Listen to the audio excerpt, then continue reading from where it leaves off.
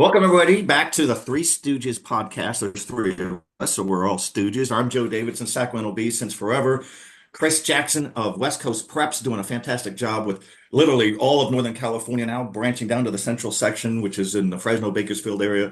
And then Jordan Georgeson with the best beard in any media outlet anywhere is with Gold Country Media. That's the Placer County schools. It stretches up Highway 50, Folsom, and all that. So really, it's kind of got a big, wide reach.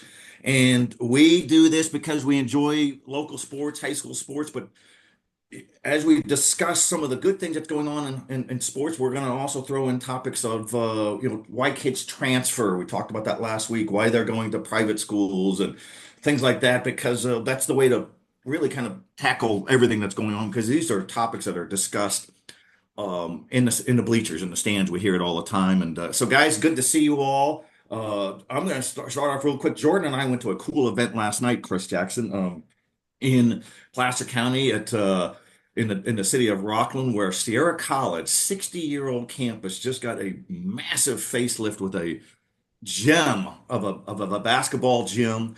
And why is that important? Well, it's because it shows that junior college athletics are a big time thing. It was a fantastic crowd. And with the transfer portal as such a primary recruiting thing now for college athletics, football, basketball, I think we all agree, as we've talked about before, we're going to have more kids going into the junior colleges than ever before. And Sierra College just took a huge leap of come take a look at our facility. So I think that's outstanding. Jordan, you saw that great venue, men, women doubleheader. And you got the nice softball and baseball and football facilities right there. Years ago, Sierra College was an afterthought in junior college athletics. It's become a player the last 20 years, especially more recently. The women's basketball team's in the playoffs for the 32nd consecutive year, which is amazing. So this is a cool deal. It used to be that the biggest identifying athletic thing for Sierra College was that the 49ers had training camp there for their five Super Bowl teams from the 1980s into the 1990s. So that was a cool deal, and kudos to Sierra College for having that fantastic gym come to place. Absolutely. It was a beautiful facility. And, we were talking last night, Joe, don't be surprised to see some high school stuff there. I know a lot of these state tournament games, people like to host them at neutral venues or bigger gyms in Sierra College. I mean, they got the baseline seating. So you have fans on all four sides. And, we talked about how CIF may be a player in there. They want to host some wrestling championships, maybe at the section level, maybe at the state level. I think we're going to see that venue be used for a lot more than Sierra College. So a lot of high school athletes are going to get to know that place very well. Outstanding. Chris Jackson, what's going on with you, sir? Let's lead off the show. You got a couple topics we should dig into? Yeah, you talk about the transfer stuff, and it's hitting every sport. You could just look at them in baseball. Right now, Granite Bay got that three-peat in baseball, two Division I pitchers, one that's committed to Texas A&M, Chase Bentley, one that's committed to Oklahoma State, and Parker Jennings. They are not at Granite Bay anymore. They will not be there their senior year. They are competing at IMG Academy out there in Bradenton, Florida. So a big shakeup for everybody in the local high school baseball scene in Sac-Joaquin Section in NorCal. A lot to dive into there, their move there, and also how Granite Bay shakes out to be a player once again in the SGS. What kind of a hit does this take at their potential for Peter? Does it? Because as we all know, Pat Esposito is one of the best head coaches around. Well, and that's a great topic. And Pat Esposito is a founding coach at Granite Bay, planted right there in Placer County. The school opened in 95 or 96. So he's a terrific coach. He's a proven guy. I think we could all agree, and Jordan, you follow up on this. I think we could all agree that we appreciate a kid's ambition. You want to go to the best school you can, but why would you leave a sure thing at Granite Bay? Granite Bay has sent busloads of baseball kids to four-year programs, and some kids have gotten drafted. And is the grass greener in Florida all of a sudden? And I think too often kids regret this. It's the same thing as the prep school in basketball, where Jordan Brown, 6'10" prep All-American from Wood Creek High in Roseville a few years ago, spent his senior year at prolific prep in Napa. Why would you go? And I think years later, he's regretted that. And we've seen that. And, we're not bagging on the kids here, but you had it so good at Granite Bay, and that's kind of, you're not going to walk with your senior class, not in Florida. So, Jordan, what's your thoughts on this? You've covered this program as well too. Yeah, it's an interesting thing, and like Chris said, I don't know if I rule out Granite Bay as a section champion contender and SFL contender with losing them. While it hurts, anytime Pat Esposito's coaching, I think that there's a great chance for them to be competitive. But yeah, like you said, I'm not going to knock any parent for sending their kids somewhere that they feel is best for them. I may not feel like, it's the best situation, but again, to each their own. I just don't understand, Chase is committed to Texas A&M, Parker's committed to Oklahoma State. I don't understand. I mean, short of maybe getting a little more draft stock, I don't understand necessarily what offers you're going to be getting at IMG that you weren't already getting at Granite Bay. And to be honest, I know Florida's got some great high school baseball too, but the competition you're seeing in California and Northern California, really, I mean, we've got Rockland sending kids to the SEC, Franklin sending kids to the SEC, Oakmont is oozing with talent, St. Mary's oozing with talent, and then you look at NorCal, we've got Cardinal Newman, De La Salle, Granada, all these great teams out here.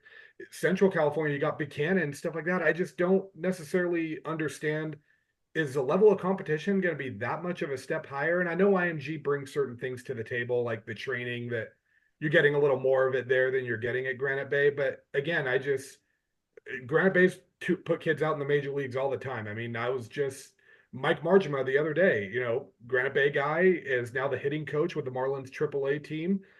I just don't necessarily see what you're getting at Granite Bay that you're not going to be getting or you're getting at IMG that you're not going to be getting at Granite Bay.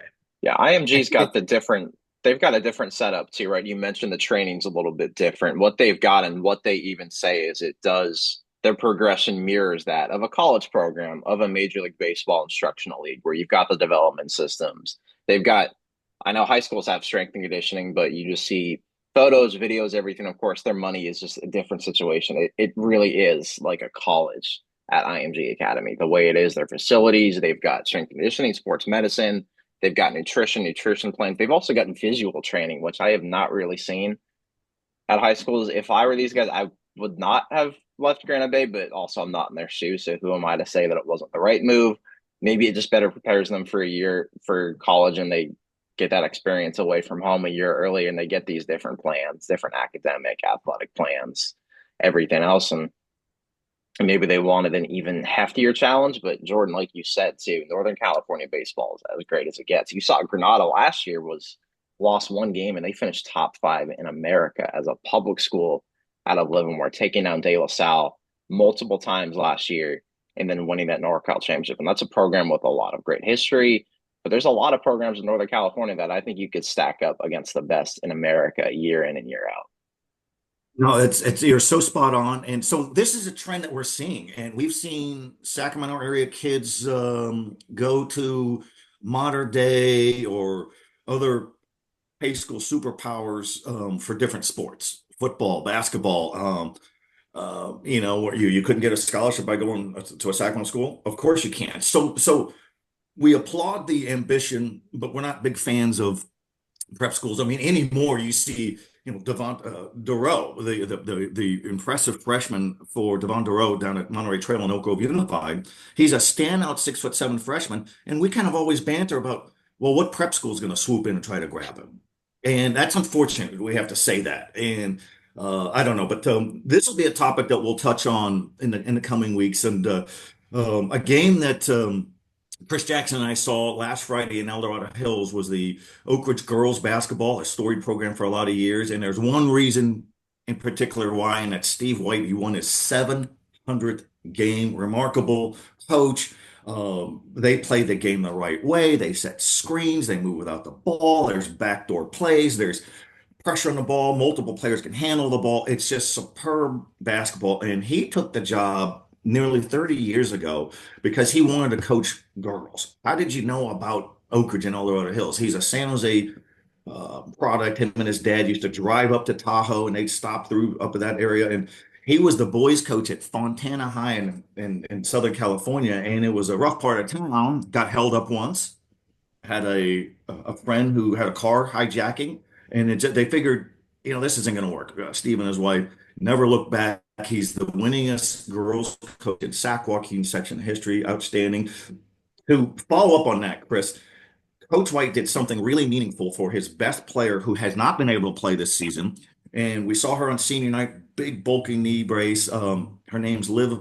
Um, um, well, I can't remember. I'm drawing a blank, but Georgeson. yes, and she's such a talented player. And what did Coach White do for her on senior night that she's going to remember forever?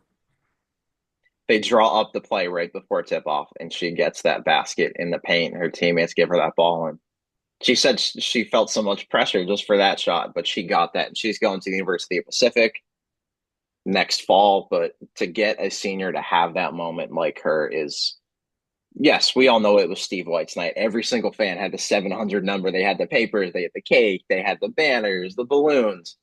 Let's be honest, Steve White did not want that. We'll get into it in a minute, his leadership style. He's not one that craves attention, craves success, accolades, because it's not about him. He makes it about his superstar senior, who I spoke with after. We'll have a story on, just as special of a kid as there is, to have her senior year cut short because of an injury in tryout week.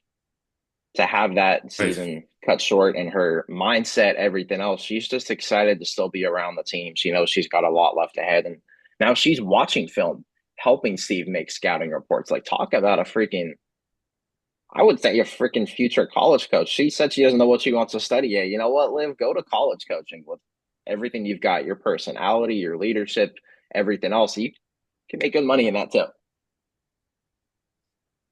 She's involved. Nothing more heartbreaking for Liv to have her senior year wash that big bulky knee brace, but that was a great moment. Wasn't there a player in Escalon down in the southern part of the Sac-Joaquin Yep. section that experienced something similar? Yeah, Sam Jimenez, a great football player, a great basketball player. He was an all-region football player his junior year. I think 8 interceptions, 1,000 receiving yards. And you think of Escalon, think of those numbers. That's even more impressive because that's usually a run-heavy team, run-heavy program out of the TVL, a powerhouse, state titles, section titles, everything else. This kid's senior year, he misses his whole football season, whole basketball season because of a devastating injury sustained in the offseason. You know what? A game against Houston, they're up 29-22. They decide, let's put in Sam Jimenez for a play on his senior night. They do. They draw it up. He gets the corner three. He drains it.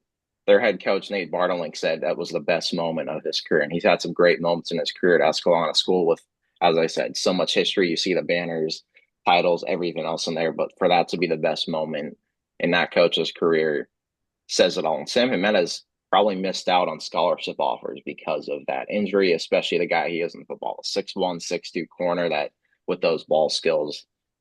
To get a play like that on your senior night and to hit that shot in a game, an actual game, is just, I mean that's storybook. Yeah, no, that's really good. On the spirit of Liv of Oak Ridge, we did a Player of the Year voting poll last season, and she got the most votes. It's a popularity contest, yes, but she had more friends and more people clicking. So that was really cool. It just shows that people up there appreciate her, and so we have a story running this week in the Sacramento Bee on girls basketball players of the year candidate, a watch list. And I'm just going to belt out some names. You guys pick up after I take a break here. Lauren Harris is of a 5'11" guard for Faith Christian High School, a Division 6 school in Yuba City. Well, how can you name a Division 6 school? Well, we can do anything we want. We have smallest school players of the year, medium-sized school player of the year, large school, and overall. And she leads the section in scoring at nearly 30 points a game. Big-time talent, very good, and they're going to go for another section championship.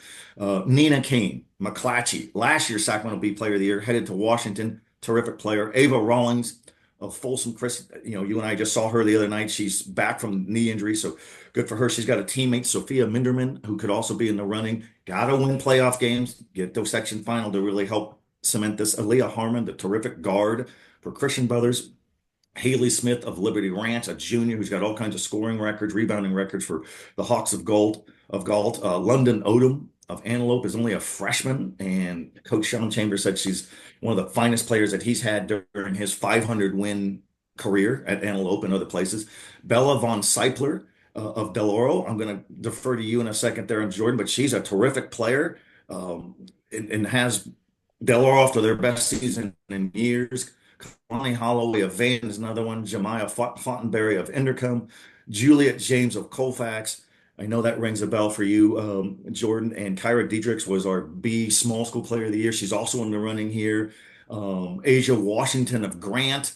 Brooklyn Nordquist and Casey Dreiling of Ponderosa having a great year. So a lot of names, a lot of possibilities. These are always fun to do. Get on SacBee.com, vote, be heard, get vote as often as you want. Section championship playoff success really helps seal these deals. And Jordan, I'm going to defer to you here. Talk about Bella Von Seipler of Delaware, what you like about her, and also the two Colfax players, the post, Juliet James, and the amazing guard, do all every sport, Kyra Dietrichs. Doesn't matter how big your school is, if you're a player and you're winning championships, you're in the running. Oh, absolutely. And, Belle Von Seiper, like you talked about, she's an incredible player. You see her court presence out there, the way she leads her team, the way she just plays the game. It's incredible. I mean, she's not afraid. She's a point guard, but she's not afraid to go in there and be getting rebounds, diving for loose balls. I mean, she gives you all the skill and the basketball IQ you want of your true star point guard and ball handler. And she also gives you those, gritty minutes of taking charges and setting screens and setting up her teammates and, like I said, diving for loose balls. And I talked to her after their win against Whitney a couple weeks ago, and she said a quote that really stuck out with me. She said it's one of these situations where anyone on this team can go off on any night, and she said when it's anyone's night, it's everyone's night. And that's just, and that quote right there tells you what kind of leader she is. She doesn't care about her stats or anything like that. I mean, she's already signed with the University of San Diego, from what I understand. 4.0 student, just great kid. She's a next level athlete, and University of San Diego is getting a steal in her. And then, the small school players, Kaya and Juliet up in Colfax. If you look at their stats, I mean, you look at them and you're like, I mean, really, Kaya is averaging 9-4-4, Juliet's 12-9-1 with 0.6 blocks a game. And people might wonder, how are these girls player of the year candidates? Well, when you're on a two-time reigning NorCal champion and you're sitting for the second half of almost every game because you're already up by 20 at halftime, even against some of the other top ranked teams in your league, that's why you're a player of the year candidate. And they're another team too, unselfish the way they play. And the most impressive thing about Kaya, not only is she great in basketball, I think in the last 6 years for Colfax basketball, they're 68-2 in league. But in soccer, they just wrapped up another league title. She's 52-0, I believe, in league and soccer over her time there. So she has not experienced a lot of losses at Colfax. Probably going to go down, I mean, if she hasn't already, going down as the best athlete in school history. I think a 5-sport athlete there. Was your guys' defensive player of the year in flag football a couple years ago. Just a great athlete. Another one I want to give a shout out to, Taylor Butler over at Lincoln, a freshman, averaging 15 points a game, 9 rebounds, and then 1.5 steals and 3 blocks a game. I mean, as a freshman doing that at a school like Lincoln that's had the success they have, that's a pretty impressive stat line. That's on a tough PBL that has Colfax, Marysville, Bear River, and them, and they played a tough schedule as well. Yeah, huge win over Bear River. And Bear River's been around for a long time too. And Colfax High School opened in 1959. And so I would probably agree with you and Mike Ray, the longtime sports writer who's now retired, watching his grandkids win championships down in the Fresno area. And Mike Ray is a Sac-Joaquin Section Hall of Famer. He would probably agree as well. And Kaya's mother was a student athlete of note at that school. That's what makes Colfax such a fantastic program, where so many of the players' mothers or fathers or uncles or grandparents played. Massic's father and grandfather were involved in the programs there, and it's just really good. Chris, is there a player or two on that list that we just read off that strikes you? You mentioned Lauren Harrison. We've spoken about it before, just going out to eat and whatnot, but she's a girl that can start in any league. I don't care if she's a D6 player. You watch her play. It takes the whole enchilada to try to defend her. Great shot, a great rebounder. She's got over 20 double-doubles, over 10 triple-doubles. She's gotten a quadruple-double. She's made 131 threes this year. Fifth nationally. And she's a good passer. Yep. She's not a gunner. In a game last week against Sacramento Adventist Academy, coached by our friend Scott Tedman, she hit 7 3-pointers. How do you guard that? And she's a good passer. So that's what makes small school athletics so fun. We talked about it in football, and here she is leading. She's worth a watch. And the section basketball finals will be February 27th and 28th, a Thursday, Friday at Golden One. That's a Thursday, Friday because the Deftones have Golden One reserved for that Saturday. Find a way, make a way. The Sac-Joaquin Section basketball release show, bracket release show, is this Saturday at 1:30. It'll be on the NFHS network, a free live stream through the section office. We'll have plugs on that and on social media. I'll be co-hosting with Quentin Hamilton of the Modesto Bee and Will DeBoard of the section office, and we'll see there. And Jordan, I'm going to throw back to you. You covered a game the other night where we may have a sudden new Division III contender. Placer Hillman may be the leader of that pack for boys, but 12 Bridges staged a nice big win, the newer school in Lincoln. And what do you see out of them besides great defense and holding Placer 2 points in the fourth quarter? That could be a wake-up call for the Hillman. But this Division III is going to be a little deep. And I had a note in today's Sacramento Bee, the Roseville Tigers are another team that can do some damage. And Roseville beat 12 Bridges earlier this season, play them again this week. So, Jordan, we know what 12 Bridges did in football. Can they do a little magic in basketball?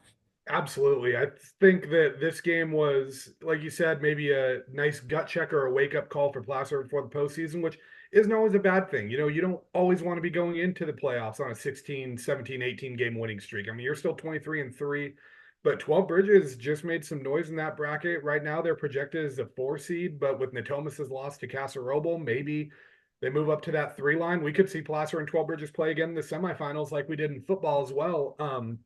12 Bridges challenged him as much as anyone in that first game against Placer. And in the second game, they did a good job taking out Placer's shooters, their star Emmett Rose, who we can get to a little more later, but he's been incredible this season. They kind of took him out and did a good job making Placer play kind of more of an ISO offense, which they're more uncomfortable in. And if you watch Placer play, anyone that's seen him, they run kind of more of that Princeton offense, a lot of moving parts, a lot of screens, a lot of stuff like that. I know a lot of fans had issues with officiating on both sides. They're just reaming the refs all night. And hey, you know what? There were bad calls all night, but there were bad calls both ways. And if you want to win games like that, you need to score more than 2 points in the fourth quarter. And bad calls don't excuse that. And Placer had some chances. They missed some open looks. And yeah, 12 Bridges, I think, has cemented itself as a contender. And I think the big thing now, and talking to Coach Robert Ash after the game, I know all of us have talked to him before, but he said the big thing now is they've got their big game against Roseville tonight. He almost needs to reel his guys in now where they're like, look, this is a great win. It goes on Max Press, but then the next day it's over. That win's behind us. It's the 24-hour rule, like they say in the NFL, NBA, all that. Celebrate your great wins. That's awesome. But by the time it comes to get back to work, that win didn't happen. You got to be a goldfish, short memory, and on to the next one. And like we said, these big games and these big upsets like this, it can almost swing either way where, yeah, if you're Placer, maybe this could be a thing that unravels you. This could also be the thing that lights a fire under you going into playoffs. I mean, we saw it in the college football playoff, this last year, Ohio State losing that last game, lights a fire for a championship run. We saw it with the Chiefs winning a Super Bowl a few years ago. They lose to the Raiders on Christmas, lights a fire. And on the opposite effect with 12 Bridges, this could be the one that lights a fire, gives you the confidence you need going into playoffs. It could also be the one of, don't get big-headed and go, oh, we just down the top dog in this division. We can beat anyone, because a lot of times that's when you see those teams get upset. So it'll be interesting to see how this game carries over into the playoffs and how this affects the title race, because now Placer still needs to win one game to win that league title. And 12 Bridges is now chomping at the bit trying to get after them. And Chris, I know you've seen them. Maybe your take on just what you've seen from 12 Bridges so far, and do you feel like they can make some noise? I think those top 3 teams in that league all can make noise. 12 Bridges, the Gilchrist family is unbelievable. Jaden High, lawn, athletics, scores really well. Him and Gilchrist each had over 20 points in that Placer win, right? To hold Placer to 2 points in the fourth quarter, that's something you got to watch. Now we're going to see them against Roseville, and Roseville's still a team I'm a high believer in, because when Ren Marsh gets going, the lefty just sniper, when he gets going and hits threes, he can hit 5, 6, 7, 8 in a game like an Emmett Rose does, and that changes the game. And they've got the multi-sporters too that we celebrate and come in. They've got JJ Yon, who was, I think, all Metro for you, Joe, in football, and he was all Sacramento for me as well in football. 6'4", 6'5" guy with tremendous ball skills, a double-double machine, block shots, and you've got a Tyler Ritter who was head coach Bobby Ritter's son, also a great baseball player on a team that's also ranked going into this year. Roseville's a team that's got some length. They've got that competitive edge. Ritter's a good coach, and when you've got someone like a Placer does, where you've got a sharpshooter like Marks, who if you just give him an inch, what's the saying? He's going to take in a mile, and that's another team in Division Three that I think has a shot to make a run to Golden One. I think it's excellent. And, I did a note today in Sacramento Bee on the Roseville Tigers as a threat in Division Three. They have 15 guys on their roster. 12 of them play multiple sports. So that's really encouraged on campus. I think that's outstanding. Coach's son, Tyler Ritter, as you mentioned, Chris, is a good player. A lot of these kids are on the Roseville High academic decathlon team. So that's not bad. That's great. And maybe the best number that they've produced all season is their 3.73 grade point average. How about that?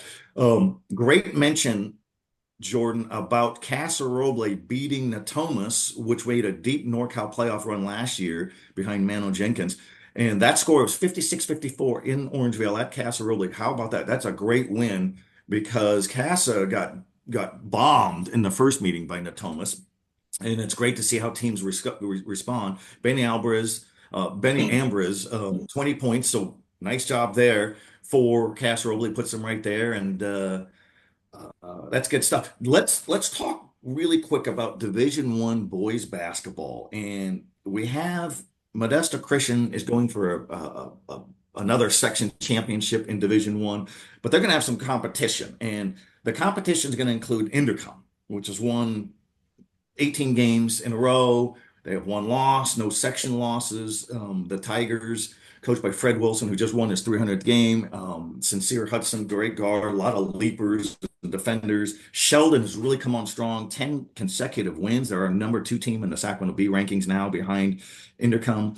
So that's a team that's really come on strong. Monterey Trail, we've talked about them. We've got great guard play with Engelman and White and the freshman Devon DeRoe. Folsom plays Jesuit tonight. Folsom's got Chase Rawlings and Jovan Dulé, and so those are just some of those teams there. And then we look beyond that, Chris Jackson. If we look into the NorCal Open, I would think that our section champion in Division One will go into the Open. That's kind of been the history over the years. It's either been Sheldon, Wood Creek has been in there, and certainly Modesto Christian. But what do we do about St. Joseph of Santa Maria down in the central section? Sometimes they're placed in the northern bracket. The central section teams are football, baseball, basketball.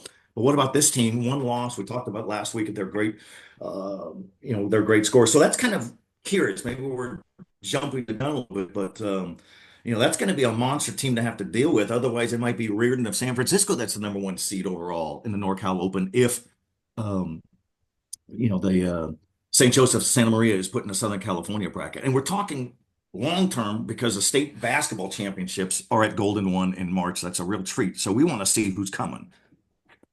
Yeah, Archbishop Reardon's just dominating the WCal, right? You think of the West Catholic Athletic League, that's a powerhouse in not only Northern California sports, but California and the West Coast in general. They haven't had a game closer than 25 points, and that came last night against Archbishop Mitty. Always a powerhouse, a 65-40 game. What Reardon is doing is incredible. 3 stars, 4 stars. This may be their best team they've ever had. They've beaten Clovis North by 2. They've beaten Salesian by 1. They beat San Ramon Valley by 24 earlier this year. A team that is now the top seed in the East Bay Athletic League playoffs and is better than De La Salle right now, which is a crazy thing to say as well. San Ramon Valley, a team that was the D1 state championship finalist last year, and Reardon beat them by 24 freaking points. So you've got them, you've got St. Joe's. That's an interesting conundrum there too. I'm just going to say I don't want to be the CIF decision makers. I don't want their jobs. I never want to have that. But just the consistency of that is tough. None of us really know. I think they're going to be NorCal this year, but do I know that? I don't know. They've been SoCal, but yeah, they were SoCal last year, NorCal the year before, and they made that state run. And we've had this with Liberty Bakersfield of football, where you look at it too. And 2021, they beat Pittsburgh in the NorCal final for football. 2022, then those two teams play in the state final down in Southern California. So it's just a matter of we don't officially know, and we won't know for right when we get those state brackets in a couple of weeks. Is St. Joe's NorCal, or are they SoCal? I'm sure Archbishop Reardon, I'm sure Modesto Christian, I'm sure Intercom, San Ramon Valley, De La Salle, whoever it is. I'm sure all these teams want to know.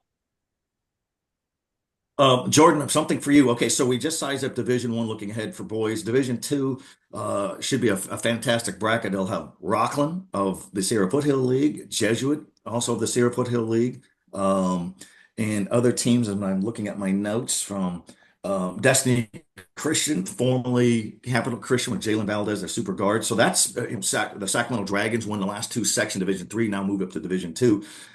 The team that's really caught fire after a sluggish start. We kind of touched on it last week. Was Rockland, and this could be Coach Steve Taylor's final season. I think he wants to bow out with another great team, and they have all the makings being a section championship team. But Jordan, what happened for Rockland where they just found their groove? And it's probably the guard play, and it took a little time for Josiah Andrews in football and transfer here or there. But they're certainly really dangerous. And as this week winds up, the regular season finale of games, the Rockland Thunder are still in the Sierra Foothill League race with Jesuit and Folsom.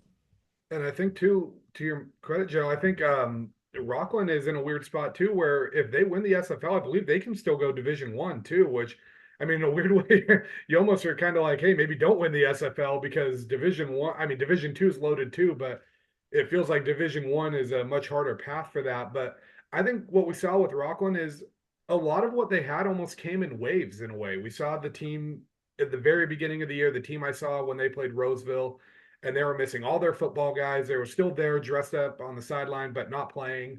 And then we get kind of the Thanksgiving to Christmas Rockland, where the football guys are back, Josiah Andrews, Reeve Sloan, Connor Bowe, guys like that are mixing in. And then we saw the start of league play Rockland, where the transfers come in, and Eli Willis and Keen Frank. And then it kind of gets in a situation where now guys are kind of adjusting to their roles where they were in. And then a new guy comes in. Now there's, I don't want to say a power struggle, but maybe guys are kind of learning their new roles or stepping into their new roles. And the positive of that is a lot of these guys get playing time so that if injuries or anything like that happen down the stretch, these are guys that are now varsity experienced. But the downside of that is we saw at the beginning of the SFL that maybe things sputter a little bit. But I talked to Eli Willis after their win against Folsom, and he said that they're starting to kind of gel, that everyone's understanding their role. And Steve Taylor said the same thing. You know, I knew that this was going to be a group that was going to succeed. They just needed the time to get together and develop that chemistry. And I think we're seeing that chemistry. They beat Folsom second time around. They beat Jesuit the second time around. And I know there's a debate of who's going to get that 2 seed between Rockland and Jesuit, because it looks like Wood Creek's probably the 1 in D2. But I'll tell you this, I mean, that if we get a Rockland Jesuit semifinal for round 3, that would be fantastic. And I don't think there's going to be many teams in that division that are going to be too thrilled to see Rockland on their side of the bracket. No, that's fantastic. Good insight. So our Sacramento Bee rankings today: Intercom #1, boys basketball; Sheldon 2, Monterey Trail 3, Folsom 4, Rockland 5, Jesuit 6, Destiny Christian 7, Franklin, Wood Creek, Christian Brothers Vanden. Girls basketball, these are done by our good friend Nick Pecoraro. Folsom 1, McClatchy, Christian Brothers, Antelope, Vanden, Oak Ridge, Del Oro. We think of Division 1. You have St. Mary's of Stockton, powerhouse forever. Folsom's Division 1, McClatchy's Division 1, Antelope's Division 1, Vanden's now Division 1, Oak Ridge is Division 1 with a 700-game winning coach. Wow. And Colfax probably Division 3 now, Jordan? Division 3 after 2 straight D4 titles.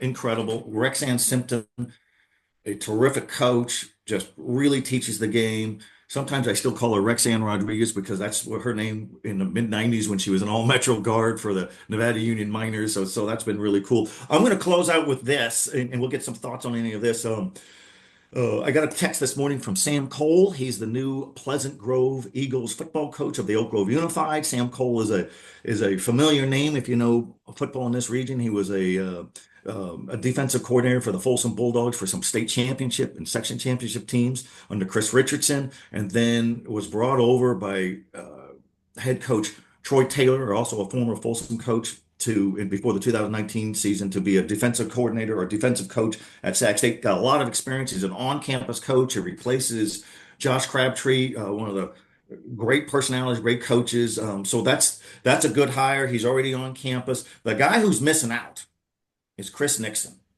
And I'm really kind of conflicting on all of this. I've known Chris forever. I've seen his sons who became all Metro players grow up as ball boys. He got a raw deal at Sheldon, where he didn't get to coach his final game.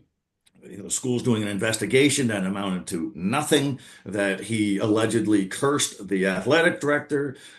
He had every right to blow his stack because somebody did not keep one of those side gates closed. Well, why do you have to keep a side gate closed after a game? Because parents will get onto the field and go after the coaches. So he's um, he's a free agent coach of sorts. He may join Casey Taylor's staff up at Oak Ridge as an assistant. There's always an old saying, guys, that the best job in coaching is that of the assistant. You don't have to you don't have to deal with all the burden and the weight. But sometimes it's just odd how coaches get moved around or dismissed. And I've been to Sheldon a bunch of times, and I heard some noise from some of the players that the school was going to say, "Oh, Joe Davidson's not allowed to come to any more Sheldon events." Now, there's no such gag order or mandate and all that. Could just be speculation, but that we made up things in our stories on Chris Nixon and how that was all handled. We reached out numerous times to Sheldon, to the principal and the athletic director, never got anything back. Though I do hand it to the athletic director, Jason Bobaka, who did allow Nathan Uberhauser, one of our reporters, to talk to the team after their regular season finale as he stepped in as interim coach. So we appreciate that. But there's always something in football, guys, and there's always something. And next week we're going to talk about 8-man football. We have area teams that need to play 8-man football because they're going to lose their programs, small rosters and declining numbers. And it's normally 11-man football, but we'll talk about that. But as we close out, Chris Jackson, you have anything else to add? And you, Georgeson, anything to add as we close out podcast 2 for the Three Stooges? I'm going to give you two things real quick. First, Sam Cole becoming the Pleasant Grove head coach. I was just looking back at that Folsom staff. Him, Troy Taylor, who's now the Stanford head coach. And you've got two guys at Sac State now, Chris Richardson, Bobby Frescas. How many high school staffs have been that good, that loaded? That is unprecedented. They won multiple section titles, state, all the records, everything else. And then where I was last night, Gregoria High School in Modesto, a 4th league title, girls basketball in the last 5 years. Marissa Soul is one of the best head coaches around in the section. People ask her, when is she going to be done? When is she going to be done? I don't know if she will be actually anytime soon. She's an on-campus coach now. She got a job, a resource teacher on campus 2 years ago. She loves it. She's got a great team, a great group of kids coming back. 6 non-seniors lead this team in scoring. 2 juniors are superb. Veronica Whitman, Alana Lopez. They've got a freshman, Gia Brown, coming up. That's a school that's had some years in sports, in their girls basketball team especially, to win 4 league titles in 5 years. I don't care which freaking league you're in. That's freaking impressive. And they crushed Enoch 65-37 last night. What's up, sir? I've got just a couple ones, a couple stat marvels I wanted to shout out. First one, Emmett Rose, 113 threes this season for Placer. Going into Monday night, he was a state's leader in 3-pointers, 106 threes. He hit 7 against 12 Bridges, which breaks the school record for 3-pointers in a season. He has 11 games with 5 or more threes this year. So just incredible from him. Then a couple ones from earlier this year we got a shout out. How about the 40-point game, guys? Dylan Donnelly broke Bear River's single game scoring record with a 48-point game against Wheatland. He's averaging 22.8 a game. Diego Maldonado had a 40-pointer earlier. Lavernov, I believe, dropped 40 at some point this year for Rockland. So a shout out to those guys. And hey, if you have stat marvels, let us know on social media.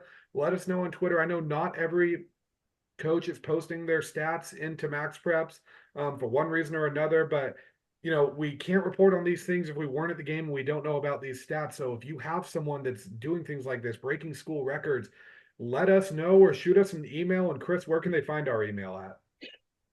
So you can email us at stoogesprepspodcast@gmail.com. The funny thing is someone actually just emailed us a few minutes ago a question. I will make sure that's written down for next week's episode. So if you have questions, I'll make sure that those get answered each week. Again, though, stoogesprepspodcast@gmail.com. And then Jordan will have the other social media accounts for you. So reach out to us there. Heck, even hit us up on our personal Twitters, our personal social medias, our company Twitter, social medias as well. I'll make sure all these get written down and saved, and we will answer these as the days and the weeks go on. Well, we appreciate everybody listening. It's great to run into people or get text messages or emails. Hey, heard the podcast, blah, blah, blah. We're doing it for you. We're trying to give some insight, some depth, some discussion on the good things going on and the controversial things going on. This is a fantastic region for high school sports, the Sac-Joaquin Section, the Sacramento region, and I do it for a lot of years. The Sacramento Bee. Chris Jackson does it on West Coast Preps, all of Northern California. Really, you're down in Modesto just last night. Georgeson is doing the Placer County schools and Highway 50, but he's really covering schools everywhere. He comes to games just to cover because it's important. So we're three stooges. We're dorks and goofballs, but we take our job seriously. We don't take ourselves that seriously. Send us what you got. Give us a good follow. We're worth a listen. We're worth a read. We're worth a social media peek. And we appreciate everybody. And we will see everybody next week.